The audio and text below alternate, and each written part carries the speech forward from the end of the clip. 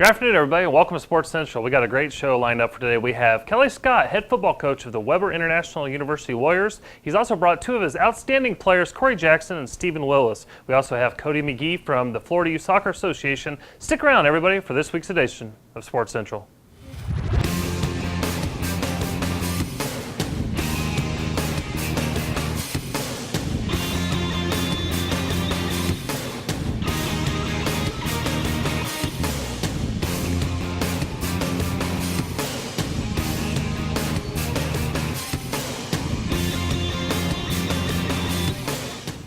Hey everybody, welcome to Sports Central. Neil Duncan alongside Chris Caprios, and last week we had Mark Zimmerman, or a couple weeks ago we had Mark Zimmerman on the show, and then you've replaced him. So is this the A team now? Yeah, I think so. We're getting to the bottom of the barrel now as we try to replace Mark. That's what you said last week. But yeah, when you drag me back out of the office, it's been a while. In the new set, I haven't been to this yet, and I remember when we first started the show, we were over somewhere else in the building, and right. Whole different step. This is nice. Wow. Well, really this first segment sponsored by the Holiday Inn Lakeland North, and I'm very excited about this first segment. And Coach Kelly Scott comes on the show every year to talk to us about Weber and his football program. And football's right around the corner. It's close. It's always a good thing to see Coach Scott because that means it's time for football. Absolutely, Coach Scott. Welcome to Sports Central, and you've been busy. Yeah, I appreciate you guys having us on, and I love what you guys do. Keep it up. And it's the first time anybody said that it was good to see me. I appreciate that.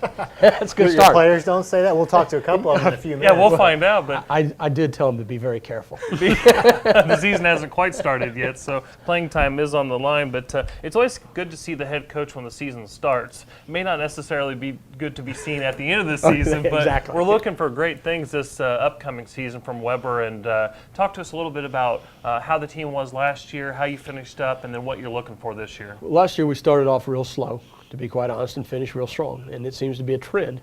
And by gosh, we've kind of tried to make a mental adjustment, shall we say. I think you'll find the guys' attitude. The one thing that probably has helped me in this whole process from starting where we started was an old coach told me, he said, for everybody else, starting a football team is an event. He said, you better understand it's a process, and you better get the right type of young men.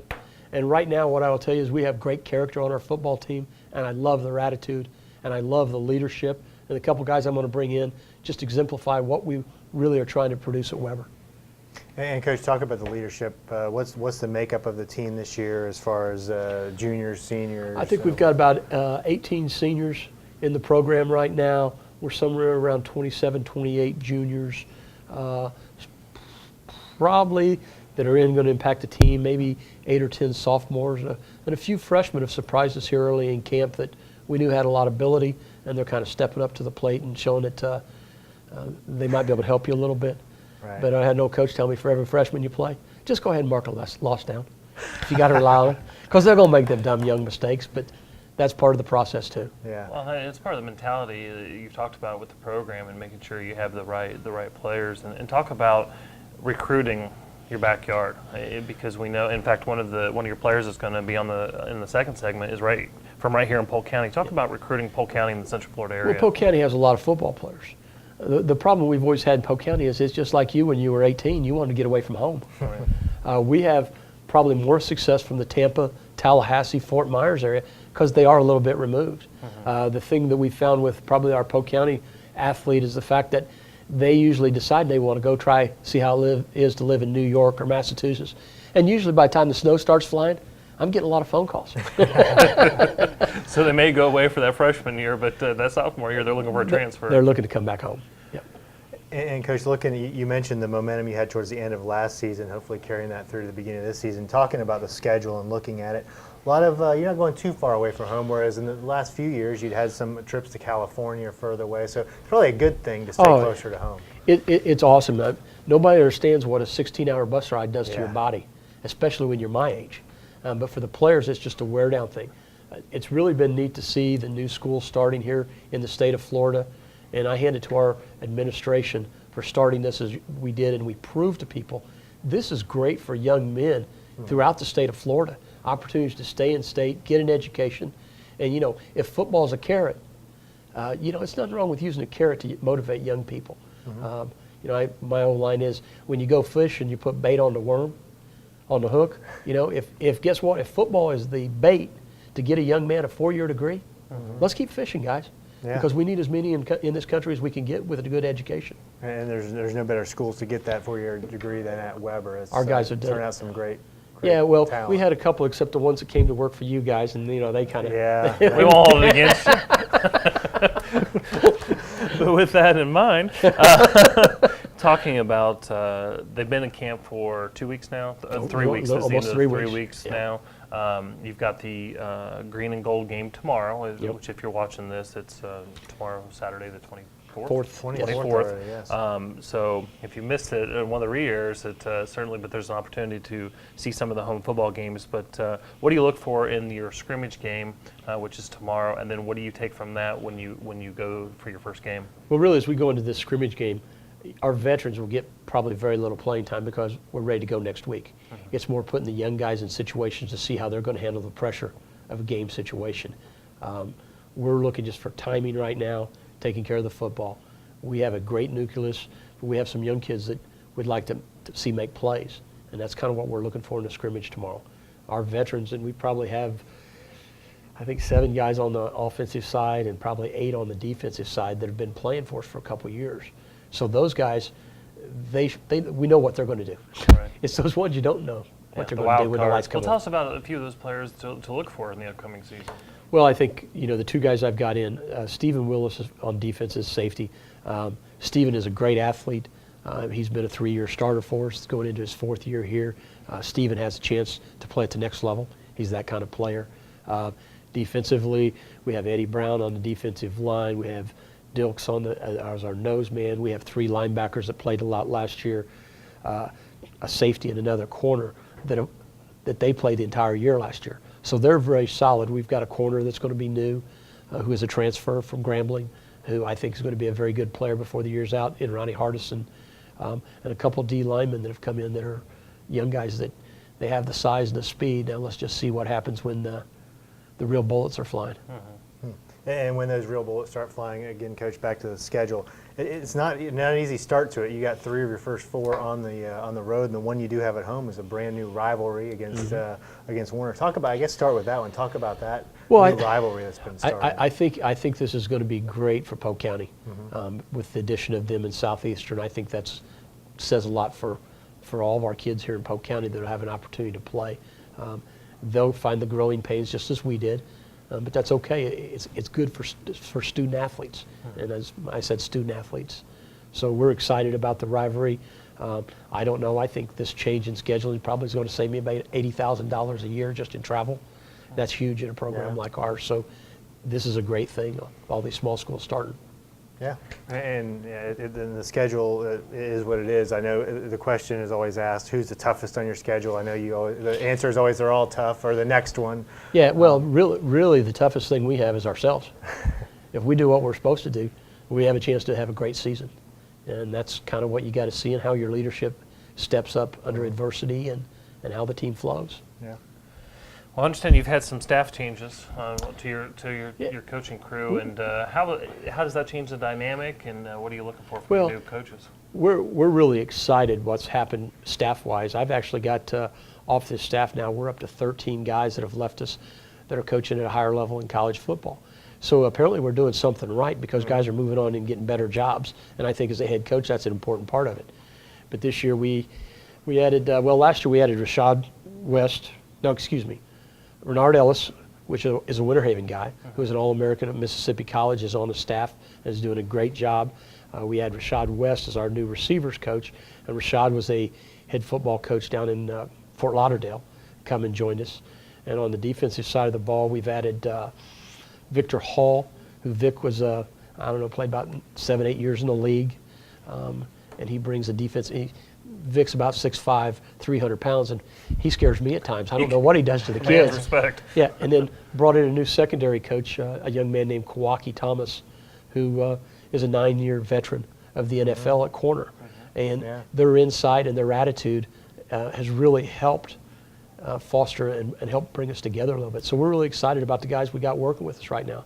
Well, and that's part of success within that program. You look at what happened at Florida State this past off season with Jimbo Fisher. He lost a number of his guys to other programs. They were all upgrades, if you will. They all went from assistants to coordinators or things like that. So it's a tribute to what you guys have within your program, right? Yes, it is. And the thing is, guys that work, they're going to go. Yeah. They're going to move, and you want them to, because everybody wants to push as far as they can, and that's part of this game. Let's talk about the atmosphere a little bit at the home Weber games. What is there? If you've never been to a Weber football game, what kind of atmospire is it? And you call yourself a sports reporter? No, I'm not saying me. I'm not saying me. I want for our listening audience here, our viewers. I think what people don't understand is the quality of football. Right. You know, for example, Stephen, who's going to be on here, the head scout from Jacksonville, said, "Hey, coach, don't let him have a good season." I said, "What are you talking about?" He says, "He'd be a second rounder for us. These guys can play. They're fast and they're big and they can run." And so I don't think everybody understands the quality of football they're going to get to see here in Polk County with the 3 schools in the coming years. No, it's not got 100,000 people at it, and you don't have. But guess what? You don't have to pay $50 a ticket either. Exactly. Let's talk about the offense. What kind of offense will they see? Well, for us, they're going to see more of a 2-back pro-style set right now. We have young quarterbacks. We actually have Cameron Joseph out of Tallahassee Lincoln, who came in as a freshman, and we have Billy Pavlock, who was at Delta State last year. So they're new to our offense. When you start spreading the ball, your quarterback has to make all the decisions. Well, guess what? When you hand it off, you don't make a lot of decisions. What's the old saying? 3 things happen when you throw the ball, and 2 of Two them of them are bad. That's exactly right. And I guess along the same lines, what are some of the goals you have going into the season? Do you set a goal for number of wins or things like that, or? Well, yeah, but I'm not going to tell you that publicly. No. Come on now. No. You don't want no bulletin board material on you. I'm not going to give you none on You me. asked us to be sports reporters. Well, We're asking the hard questions I here. know, but if you were writing it down, you'd get it wrong. That's right. No, what we really put as a goal is just every day to get better. Right. That's been our whole theme since we walked into camp, and I think the guys have bought into that. Our goal is to be the best football team we can be at the end of the season, and right now their mentality and our leadership is pushing us that way. So we feel very positive about our schedule. You know, things are going to go wrong, and you know that's what I tell our guys all the time. Adversity is what makes a man. It's easy to follow when things are smooth, but our leadership will take us through the adversity. If we can do that, it's going to be a real good season. Let's see if we can get a general comment from you on this. I talked to you, enough coach speak. I talked to you yesterday on the phone a little bit, and you said the amount of juniors and seniors you have, you feel like the program is ready to turn the corner and take it to the next level this year. Yeah, I think there's a couple of factors in that. One is you look at our schedule now, we're playing at our level. Right. In the past, we've always been playing up, and it's hard to play up. You know, I tell the story, we went and played Citadel, and they beat us pretty dang good one year. And after the game, I said something to Coach. I said, well, guess what? You're going to Florida State next week. I said, I got 24 scholarships. You got 65. I said, let's see what the difference is in that score. And Florida State put them on about 80 that year, if I remember correctly. So that's a factor small schools have to face. But right now, with the emergence of these other schools, we're getting on a level playing field, right. And now our guys get an opportunity to perform at the best of their level. All right. Well, Coach, we wish you good luck, and I know you're going to hang around and to make sure there's no bulletin board material from your get players. the real story now. I'm going to ask the same question. Yeah, Well, yeah. exactly. You know what? They have to walk home if they don't get it right. So don't worry. So you took and they have care to of be on that. practice on time. So we can bribe them with a ride then. That's right. Coach, good luck. We you, appreciate guys. you as always coming on the show, We'll be watching. We're and looking forward we to look it. forward to a great season. Well, for come out and Weber. watch us a little bit. We will. You Absolutely. might get excited too. I need some more Warrior fans out there in Polk County. Okay. All right, Got we'll 'em. work on it. We'll work on it. Chris, recently we had the NSA Softball Fast Pitch World Series right here in Polk County, and we've got some footage from that. Let's take a look. We'll be right back here on Sports Central.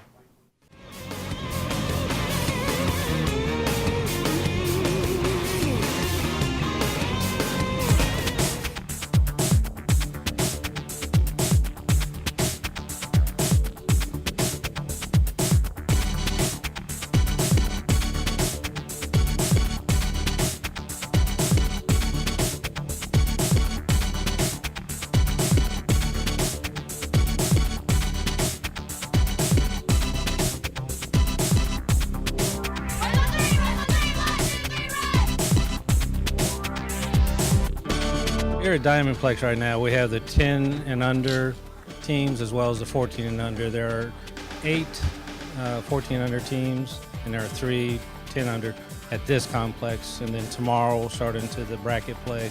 So this is the end of seeding play to figure out where they'll play tomorrow.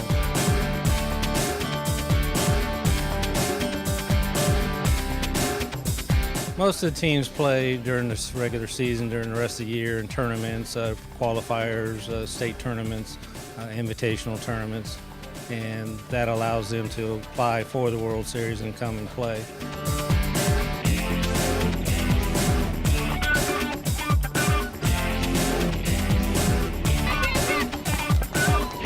We have teams from all over the state playing in this tournament. We've even got a team from the Bahamas. So when you have that kind of a continuity and disbursement within different areas in the state, it brings more commerce and everything into the city for 4 or 5 days, and it helps out with the economy.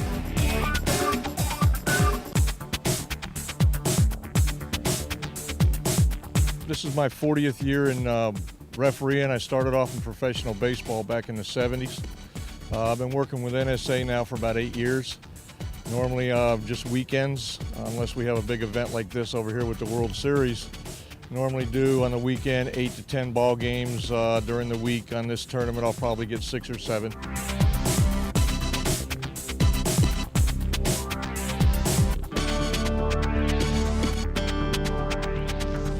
I like working with NSA. They've got a good group of officials. It's run very professional. They take care of their umpires.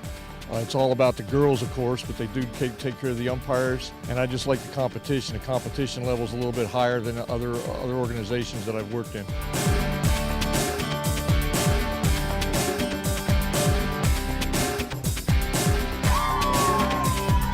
Polk County does a really good job with taking care of their fields.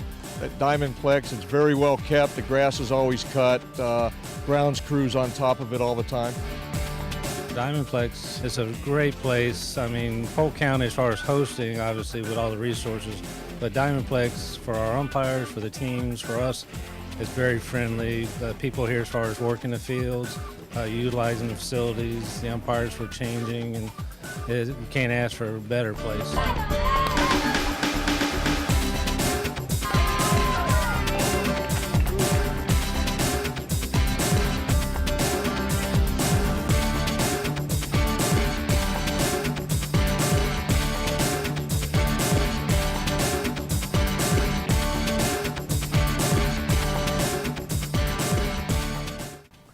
Hey everybody, welcome back to Sports Central. Neil Duncan alongside Chris Caprios, and some great action there from the NSA World Series. Yeah, great events going on, and we got to say this segment is sponsored by Hyatt Place Lakeland. Great place to stay, so thanks to them for our segment sponsorship here. Absolutely, and if you're just tuning in, we're previewing Weber International University football, and we just had the head football coach, Kelly Scott, on, and now we've got a couple of his standout players, Corey Jackson and Stephen Willis. So this is where we get the real answers. This is where, Coach was kind of giving us coach speak. Didn't want to really talk about predictions or goals for wins and things like that, so we're going to get the real story here. But Corey and Stephen, welcome to the show, and appreciate you coming on. Thank you for having us. All right, well, first of all, Weber International University, football. 1, what's it mean to you? 2, what drew you to the program? Why are you playing? Why are you a Warrior for Weber International? Well, let's go first. I mean, originally for me, I've been at Weber since I graduated from high school, and what drew me to Weber was the fact that it was close to home, and my parents and the rest of my family always made it a valid point to me that it's important for them to be able to make it to my games and things of that nature. So, with it being right here in Polk County, they could make it to all of my games, and it wouldn't be that much of an inconvenience for them. So they haven't missed any, right? Yeah. No, Okay. not And really. you played at Mulberry High School, right? Yeah, I played at So you're Mulberry from High Polk County, all right. Born and raised. Came from Orlando to the Weber program. What drew you to Weber? Oh, yes, sir. I originally went to USF first, and Coach Leone, our offensive coordinator, told me if anything happened, if it didn't work out there, then just give him a call. So I gave him a call, and he let me back in, welcomed me with open arms, and I've been happy ever since. I've just been part of the Weber family, and it's been a great experience. Well, and guys, talk about we were talking to the coach a minute ago about the process getting ready for the season. How's it been for you guys? Is he tough on you? Does it help? How's it been getting ready for the season? Now we understand he's your ride home, so We told him we'd okay. take you home if we had to. find the middle road here. Okay. I mean, Coach Scott, he's a great guy. He's usually more of a laid-back type of coach, but when it's time to get down to it, it's time to get down to it. We're the type of team where we like to have a good time, but when it's time to get down to work, we get down to work. And just preparing for the season, it's been a grind. All through training camp, 2-a-days and everything like that. It's been a physical and mental strain on everyone's bodies and minds. So, we try to take it upon ourselves as leaders of the team, to make sure that the team continues to walk the path and, continue to progress throughout training camp as we get ready for this first game. All right, Corey? I'd say it's about the same. Coach Scott, he's a character, as you met. He really pushes us as a team and to get better each and every day, and as well as all the coaches do as a coaching staff. Like Willis said, it is a grind, the 2-a-days and out there in the heat every day. But we all get through it, and we've really come together as a team, as a family, and we're ready for next week. All right, well, we talk about, Coach was talking about rather the schedule changing, that you guys aren't having to take those long trips this year and playing more at the level of which the competition is more of a level playing field. That's got to be exciting for you guys to know that there aren't those, they call them the payday trips. They are what they are. It is what it is. But what are your guys' expectations for this season, and what are you most excited about for Weber football this year? I mean, for the most part, our goal every season is to go 10-0. Losing is not an option, especially this season. We've put too much on the line, and we've been grinding too hard to, take anything less. And for us to be playing down closer to our level of competition, it's better. It helps as far as statistically speaking.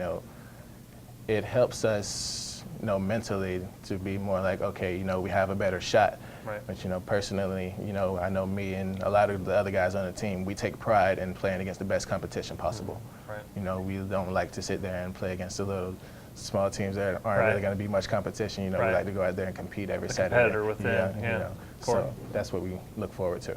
Well, I have to say that a lot of the guys that are on the team aren't really, I guess you wouldn't really say that they belong at Weber.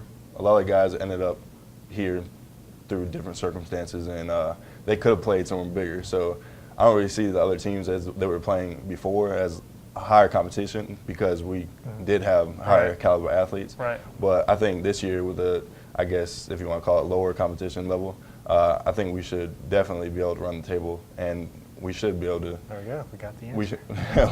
We should, we should have a great season. I'm very excited for it, and I think Willis is too.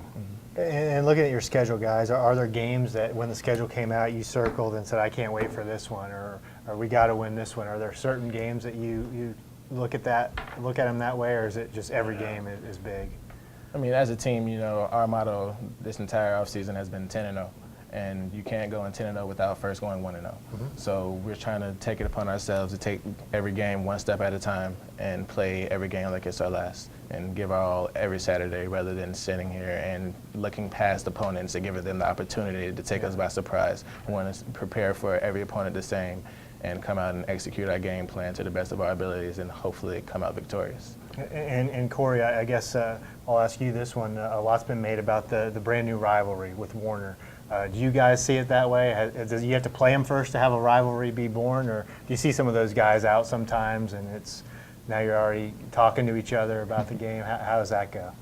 We haven't really talked to him much. We've never seen him. You don't even know where Warner is, right? Is that what you're saying? Well, we know where Warner is. I'm trying to get stuff going. I guess we shop in the same common area. Walmart is the closest store. So if we see other decent-sized guys, I guess we figure they're Warner. They're with Warner, because if you don't know. But we don't know them necessarily. So it's not like, I guess you can't really call it a rivalry until one of us plays each other. Yeah. So we'll see what happens. But just know we're definitely hyped up for that game. Okay. Well, Steven, you're a senior on the team, defensive back, correct? Mm-hmm.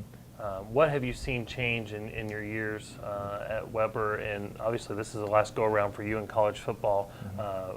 what do you feel like you want to see happen this year? Obviously, you talked about 10-0 and taking it one game at a time, but for you personally, what has the experience been like, and what are you looking for this last year?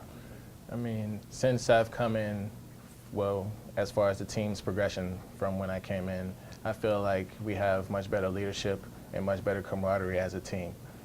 You know, as far as the players on the team, we've become closer, and we actually feel like we're playing for something.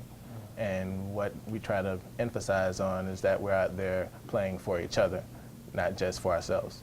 And by everyone playing for the person next to them and caring about the person next to them, after you create that bond, that camaraderie, you know, you start to feel like, you know, you can get even more out of the players than you got before. So, I mean, everyone has a ceiling, obviously, but the majority of people don't understand where that ceiling is. And so you need that person next to you to push you every day at practice and on the game field to play to the best of your ability. Otherwise, you just won't reach your potential. So for me, since I've come in, I feel like that's one thing that has progressively gotten better over the years. And Coach Scott and the rest of the coaching staff have done a great job of bringing in excellent talent, but also good character. And that's one thing that you need on good football teams are guys with good character, guys that are willing to buy into the system. And that way you can come out and be as successful as your talent allows you to be, not sitting here hindering your performance because of attitudes and cancers on the team and things like that. So I feel like that's, as a team collectively, we've gotten progressively better, and with the team that we have now, I feel like the sky's the limit. Fantastic. It's just a matter of how far we allow ourselves to go, and the only people that can beat us are ourselves. And that's honestly how I feel about the situation. Terrific. And guys, we talked to Coach Scott as well about the great, not only sports environment at Weber, but the great educational opportunities you have there. Talk a little bit about that, and I guess Corey, we'll start with you. How has it been? We know that Weber has a great educational foundation. How has your experience been? Well, coming from USF, obviously the class sizes are a lot bigger. There's lecture halls 400 to 500 people at a time. Then you go to a lab, and then it would be small class size there. But in the lecture hall, you just feel like a number. At least I did personally. I'd ask the teacher a question, and sometimes it would just be like, email me. I'm like, okay, I'm right in front of you. But so at Weber, it's a totally different atmosphere. You go in the classroom, there's 25, if that, to a class. So just it feels like in my high school, we had bigger class sizes than at Weber. So it's really individualized. Like if you have a question, the teacher will actually stay after class with you, or come in early, or you can go to the office and spend time with them, and they'll really help you out. So that really helps a lot. Fantastic. Real quick, before we go to break, guys, tell us if you know, we got little kids watching at home, what does it take to become a college football player? And then I know both of you have aspirations of going to the next level. What would you tell to those youngsters out there that are thinking about playing football or want to do that? I mean, the biggest thing about football to me is you have to have heart and you have to be dedicated. You have to be willing to give everything. You have to want to be successful as bad as you need to breathe. You know, because if you don't, then you'll never reach your full potential, and ultimately you'll never be as good as you could be. You know, so I would just say, if you're going to do it, put everything you have into it. Otherwise, don't do it at all. Correct. I would say definitely it's hard work, dedication.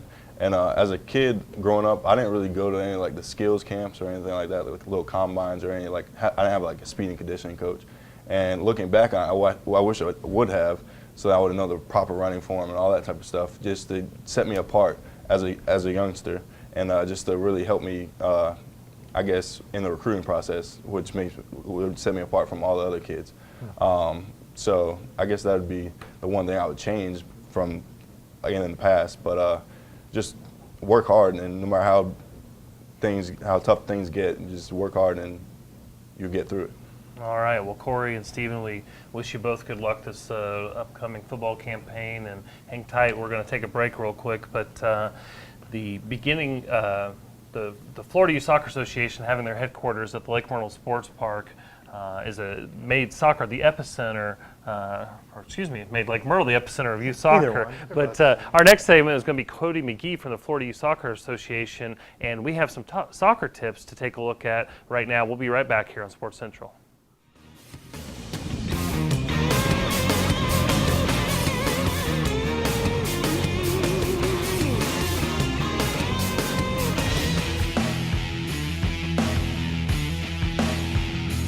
Hi, I'm Brad, and I'm going to give you some beginner soccer tips to help get you started playing the game.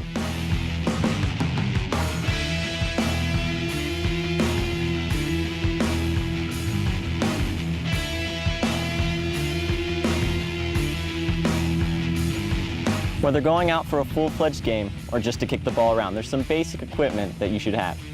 First off is the cleats. Provides traction on the grassy turf and allows for a little bit more stability as you're sprinting towards the ball. Next up, probably the most important item, is the shin guards. The shin guard should be sized for your height. You can usually find this on a back label or right there on the packaging. It's important because you want it to have the proper coverage without overdoing it. Now these shin guards are free placed, so what Maria here is going to do is she's going to use some tape to help tighten it up and make sure that they don't move around. Some shin guards you can find do come with ankle guards, which are great especially for the younger kids in order to help provide just a little bit extra protection. Now it's important to always have your shin guards on, even if you're just kicking the ball around, because as the motto goes, you play how you practice, and shin guards play a very vital role in how the ball is going to deflect. Next up, and most important in the Florida heat, is your bottled water. You need to make sure to stay hydrated, taking breaks frequently, rather than being overwhelmed by the heat, especially in the summer sun. Finally, the last vital piece of equipment is the soccer ball. Soccer balls range in varying sizes depending on the age group that's going to be using it. Usually the standard soccer size is a size 5, but a 4 or 3 works best for kids. Now these are just some basic building blocks to help improve your game. But remember, it takes practice to get better, and above all, have fun.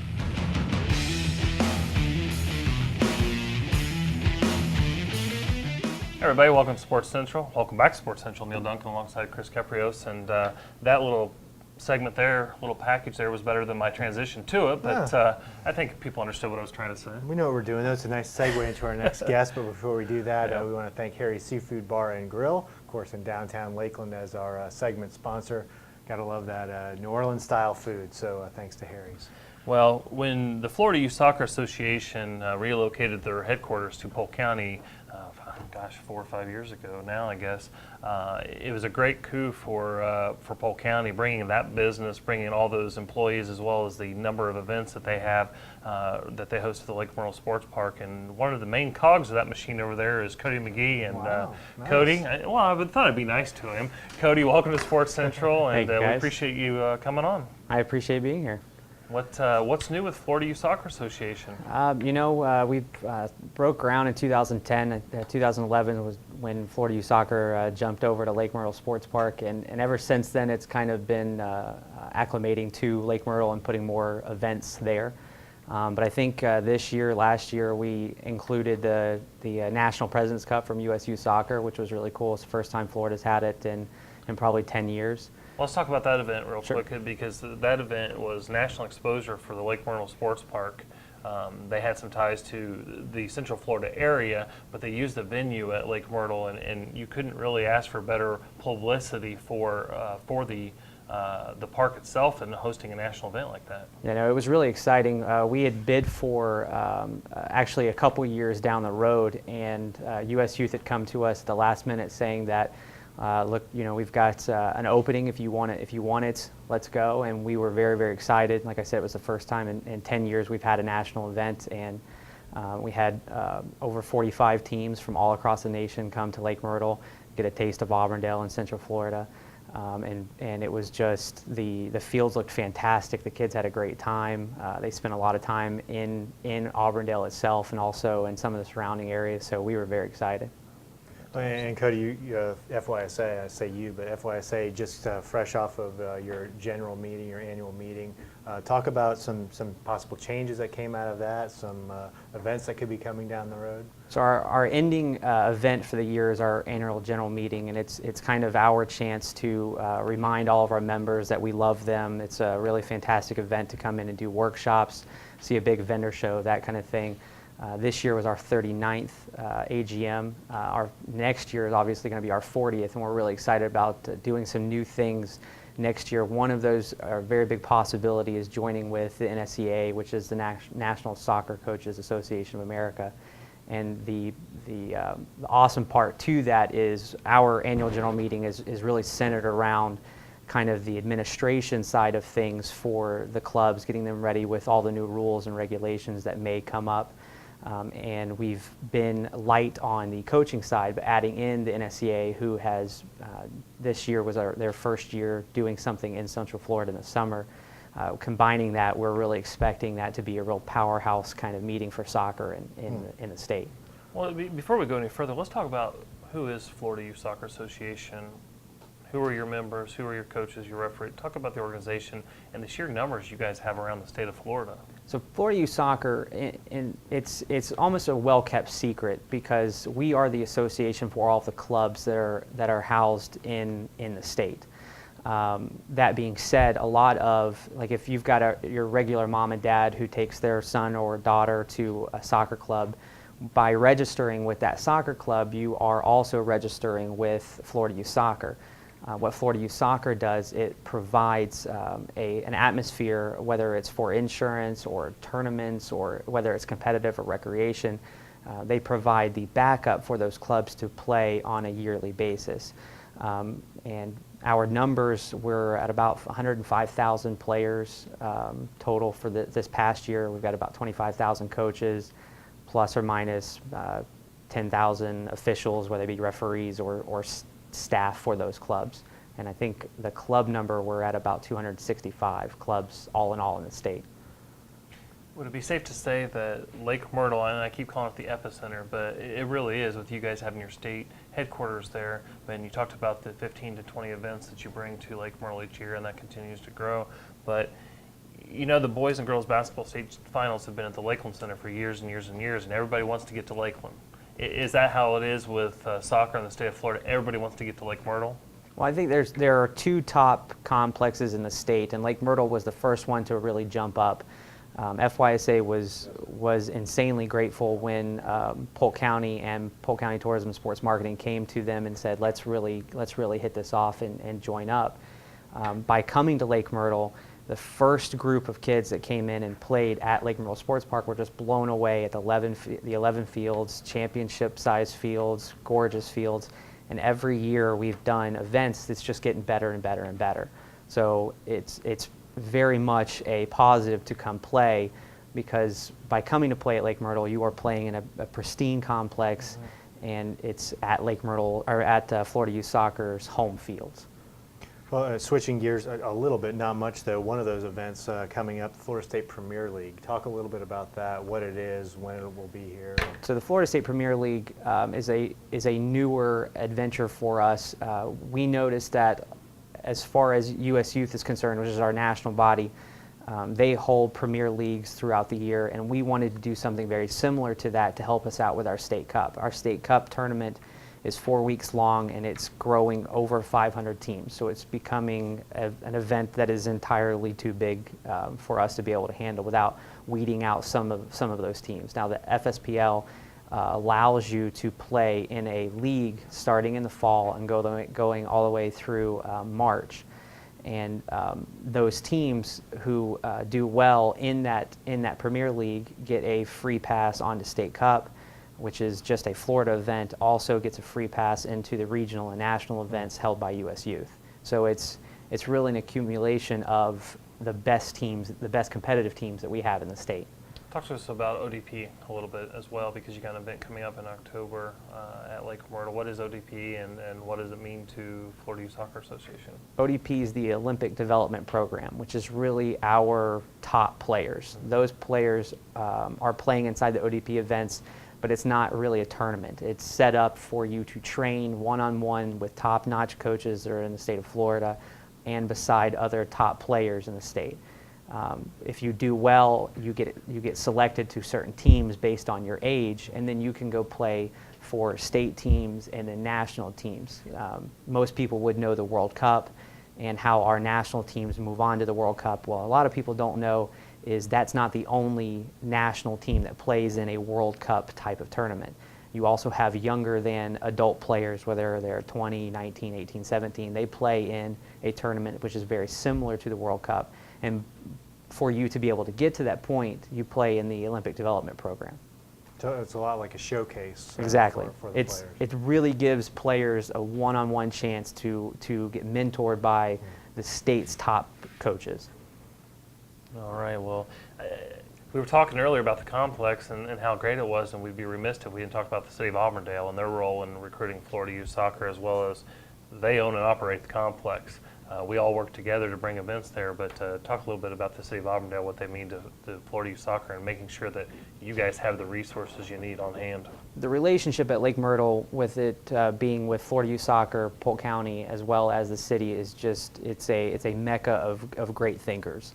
So when we have an event coming in, it's not just Florida Youth Soccer who's putting their thoughts to it. It's not just Polk County who's putting their thoughts to it, but it's also the city of Auburndale. They do a fantastic job at maintaining the fields, telling us where and when we should play, and making sure that the fields are as pristine as they can possibly be when our events come in. We have loved the relationship that we have with Polk County as well as the city of Auburndale to make sure that when the players do come in from Florida Youth Soccer and they expect a pristine event, Polk County and the city of Auburndale really push forward to make sure that the fields look the way that the tournament is perceived. All right. What else coming up on the horizon? We touched on a few, but we know you have events every weekend pretty much probably going on. Well, thank goodness that the fall is really our slow time when it comes to tournaments, and our staff needs that beyond belief. But the spring coming up will start all over again with Region Cup, State Cup. You've got your President's Cup, which is kind of the championship round for all the Region Cups. But between now and the end of the year, we do have a few FSPL events coming on. This past weekend was the girls' FSPL's opening weekend, which brought in roughly 45 teams. This weekend is the guys' opening weekend, which brings in roughly 50 teams.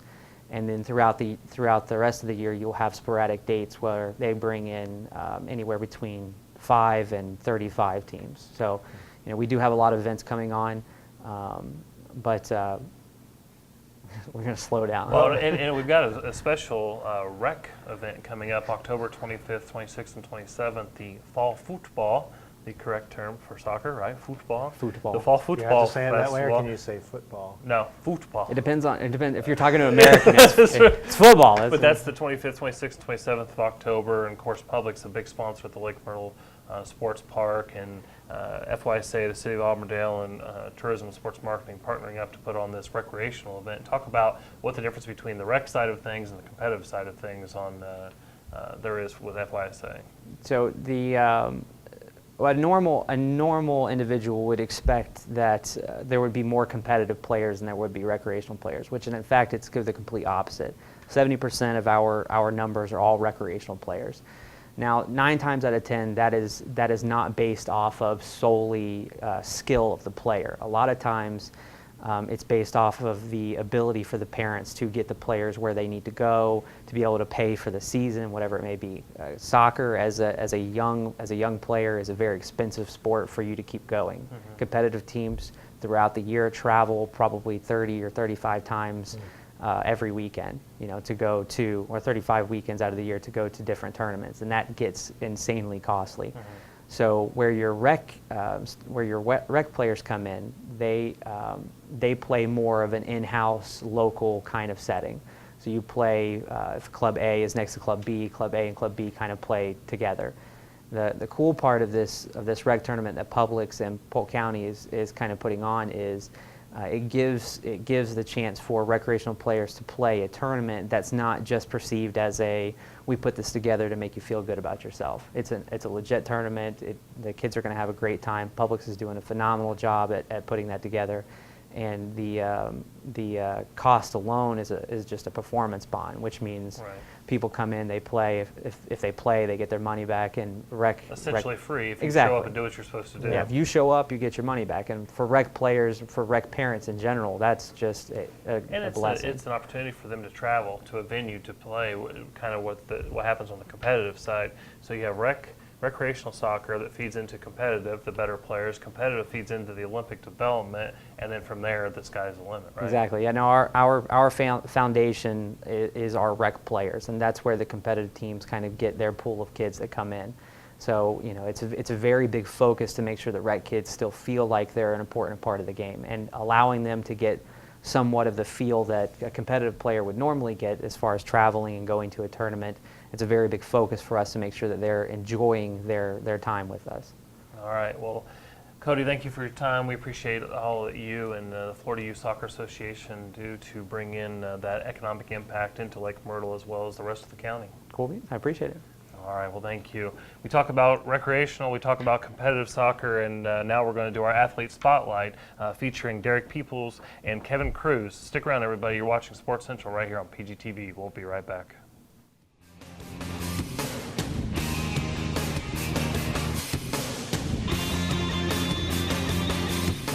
I've been swimming for 4 years, and I first started with Coach Jen, which is our brawn coach, and she was at a different swim team, and that's when I started, and she brought me over to this swim team. My family definitely inspires me to keep swimming because they always congratulate me on anything I do. Ryan Lochte definitely inspires me because he attended the University of Florida, and he went to the Olympics, and he's a great role model. My favorite subject in school is definitely math. Well, in my swimming future, I want to attend the Olympics. Be a great accomplishment in my life. My biggest accomplishment so far is making it to the States in high school swimming. The gold level practices 9 times a week, 3 mornings a week, and 3 hours every afternoon. And to get on that team or get on the gold level, you have to be just a really good swimmer. Okay, when I'm not swimming, I am a Boy Scout, and I'm a Star Scout right now, about to be a Life Scout. And I'm also studying for school.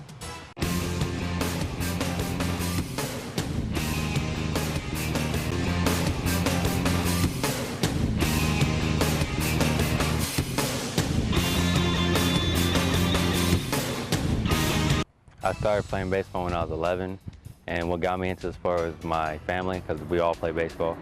That'd have to be Roberto Clemente. That inspires me because he's not just a baseball player. He was humble and tried to help out the community, and I like to be like that.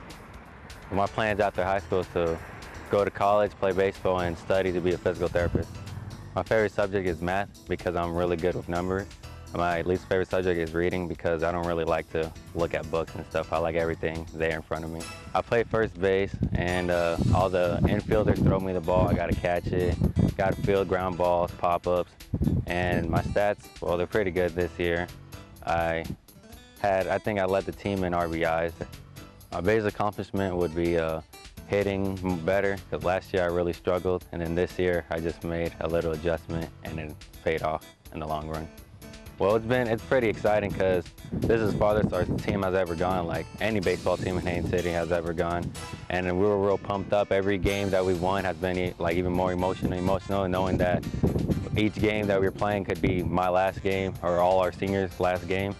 And yeah, it's been pretty great.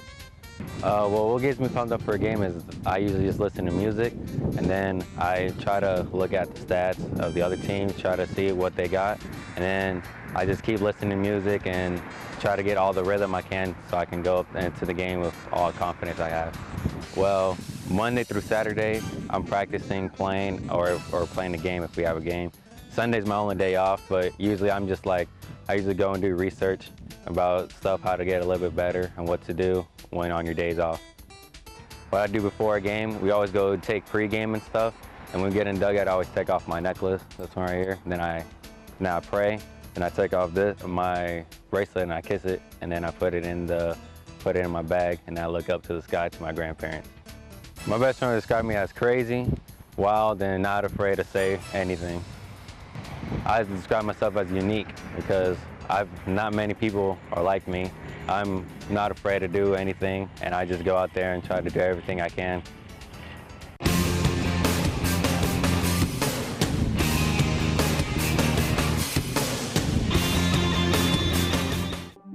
If you're like me, you're always wondering where to go, what to do, where to eat. But that's not a problem for me anymore since I downloaded the Explore Central Florida app on my smartphone. This thing is great. And the best part, it's free. Just go to the Apple Store or Android Marketplace and download the Explore Central Florida app. Once you've downloaded it, you'll have access to information on all the local events, attractions, and sports in Polk County. If you're looking for a place to eat, search for dining in your area and even have it mapped for you. This is a great tool for me and visiting friends and family. I just tell them to download the Explore Central Florida app, and they are set to explore everything Polk County has to offer. It's free, so what are you waiting for? Download the Explore Central Florida app today and put Polk County at your fingertips.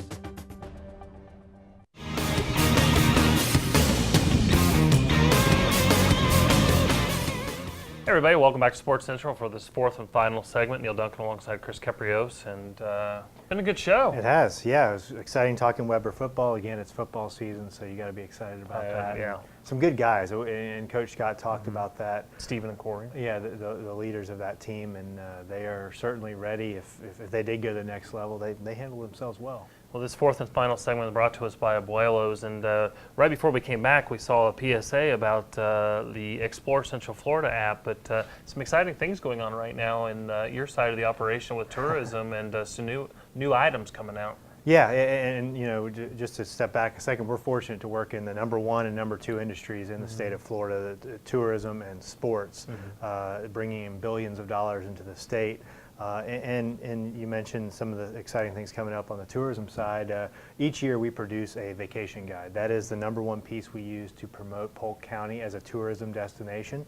So when people are planning their vacation, they need that resource. So we're getting ready to print a brand new one, new edition, new information in there. 300,000 of those go around the world each year through our promotion efforts and advertising efforts. So that's a lot of information about Polk County going out as people plan their vacations and trying to get them to stay right here in Polk County. Absolutely, and we saw the information about the Explore Central Florida app, but also talk about the mobile website that is obviously smartphone friendly on the Visit Central Florida site. Yeah, as people plan their vacations now more than ever, they want to do it online, and most of the time now they want to do it right there on their phone. They don't even want to get away from that. So they do that.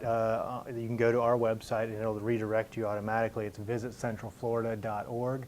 And that website has all the information that the vacation guide I just talked about has, but in digital format, of course. So that's the best way to do it. You go on there on your mobile phone, same things. You can see events, places to go, things to do.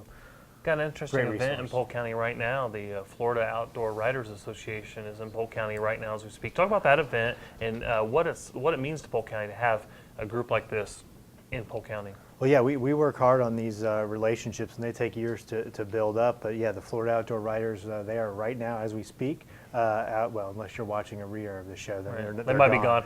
But no, right there at Westgate River Ranch Resort, having a great time learning about Polk County, but also learning about their craft. These are professional writers from around the state. They concentrate in outdoors writing, so fishing, nature, things like that, hunting. So they're here. About 100 to 120 outdoor writers are here experiencing the county, and then they in turn go back and they'll write about our area, and we'll get some free publicity out of it. So talk about that a little bit. I know this really doesn't have anything to do with what this we're isn't on the supposed to be script. I talking don't know if I about. can. But talk about that real quick of what that publicity means, because we have a certain fixed budget, and then if they go back and we're not actually buying the advertising in this, they're providing this to us. Yeah, like I said, they'll go write articles, sell those to magazines, newspapers, and if we were to go to those newspapers or magazines ourselves and take out an ad in the same amount of space that they're writing, that their article takes up, it would cost us thousands, tens of thousands of dollars. So this is free publicity we are receiving just by bringing them here, hosting them, and letting them experience all there is to see and do. Well, and then at the end of the day, whether it's a sporting event or a leisure tourism or travel person coming in, it's about the experience coming into Polk County. You know, we had Cody on talking about the Florida Youth Soccer Association when bringing their events in here. You know, that national event that they brought in, potentially this might be a new vacation spot for families coming in for those events. So we need the information in their hands prior to them getting here, but then we need to put our best foot forward when they do get here. Yeah, you as people are planning, whether it's their vacation or sports trip, whatever it may be, the latest research shows that most people take they visit about 20 websites before they make a decision where they're going to go. So we definitely want to be part of that conversation, part of that planning process. And you have to be all along the way to get them to come here. All right, well, we've got some events coming up here, more of the traditional recruit the event, Yes. bring the teams in. Florida ISA got another event going to be happening soon. Yes, September 7th and 8th, right here in beautiful Bartow, the Twilight Kickoff, and we've talked about it for years. Like I said, they've kept me locked up in the office. It's been a while since I've been on the show, but we always talk about the great partnership with Florida ISA, of course, based right here in Polk County. Great partners, and they will have about 70 youth, adult, senior tournaments annually. So that partnership's paying huge dividends for the county as well. And this is just the latest, September 7th and 8th here in Bartow. A lot of running events taking This next one to sounds the next scary. level. Yeah, exactly. The Aching Quad, which is September 13th and 14th. Tell us about it. It's interesting because you see all these 5K runs that go on, and I participated in some, run a little bit here and there. But to think about the way this race is run, I have to read it just so I remember, because it's a really unique event. It's around Lake Hollingsworth, but it's basically 3 runs within a 24-hour period. I don't understand. Yeah, I mean, you start at 7:30 Friday night on September 14th. That's the first race. Then you have the second race, 7 a.m. the next morning, so not much time to recover. Less than 12 hours. And then the third race is a 2-mile around Lake Hunter at 8:30 on Saturday. So it's a pretty grueling competition. Well, but it's a lot of fun. It says trophies will be presented to the overall male and female overall masters in the divisions, and I don't see where it says ambulances will be provided, but I'm sure that they will have EMS on standby for that. But interesting event.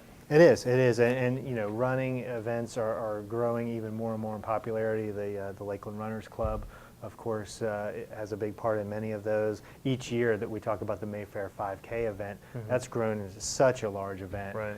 So popular with all around Central Florida. Well, and in the natural resources we have here, you know, people don't want to run on a treadmill, and No. then when they compete in these kinds, running in Central Florida, you know, you don't want to do it in the heat of the day, but we have beautiful scenery here that people can do that. Talk a little bit about the Backwoods Challenge. That's another kind of unique event. Yeah, you see all these different runs coming up now. It started kind of with the mud runs, and that's what this is. But you have these color runs where they splash ink colors on you. I've seen electric runs. They don't electrocute you, but different lights go on. I don't know what. But this one's another cool one. The Backwoods Challenge, the 5K obstacle run. 30 obstacles you run in 4 miles. So it's you have to overcome the nature, as well as walls and tunnels, all kinds of crazy stuff. They're trying to trip you up, but it should be a lot of fun. You can register now and save 10% if you use a special code for that event. If you go to backwoodschallenge.com, use the code BWC15. I'm assuming that stands for Backwoods Challenge. Crazy marketing geniuses that they are. But got some more ISA events there, and as always, you can go to centralfloridasports.com or visit centralflorida.org for a full list of events coming up in Polk County. We've got some special sponsors we want to thank that made this show possible: Florida Department of Citrus, Legoland Florida, Contempo Vacation Homes, Holiday Inn Lakeland North, and Sunsplash Vacation Homes. We'd like to thank them. We already mentioned, go to centralfloridasports.com or contact us at 863-551-4750. The next edition of Sports Central will be live in studio Friday, September 6th. And until then, you can watch this program at the following dates and times.